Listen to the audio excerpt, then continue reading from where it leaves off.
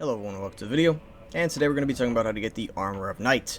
So for this video we are going to be starting at the Morth Ruins. However, if you have this location unlocked, you can go straight to the Bonnie Jail and skip ahead in the video. If you guys find this video helpful, please make sure to drop that sub.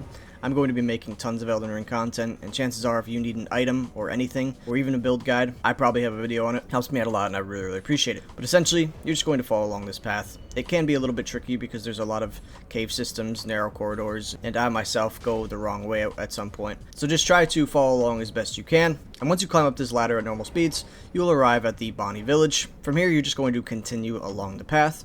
And I want to take this time to talk about the armor itself, because it is a very nice looking armor, and probably one of the coolest sets in the DLC in my opinion. It looks a lot like Sauron from Lord of the Rings, so if you guys are Lord of the Rings enjoyers, you're going to really like this armor.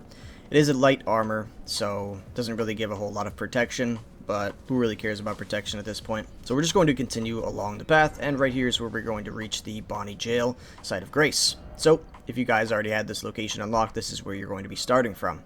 You just continue through and you will eventually arrive at a dungeon. There are going to be some enemies that pop out at you, and these weird lumpy guys, so you're just going to want to avoid them as best as you can, and then you're going to jump down into this hole.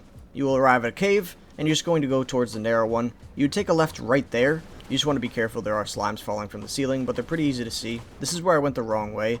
It ends up being a dead end, but you could just turn around very easily and take a right this time. And then you're going to go right again, so it's not that difficult. Just watch out for the slimes on the ceiling. And you will eventually get to this point where there are some soup people trying to attack you, and again, those weird lumpy guys run around.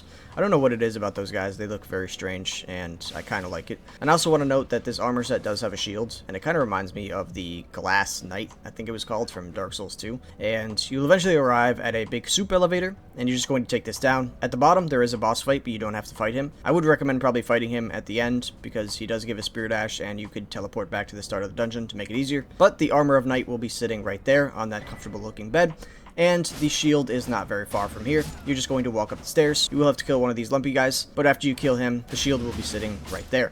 So, as you can see, the armor looks amazing, but that's pretty much it for me today, so thank you guys so much for watching, and I'll see you next time.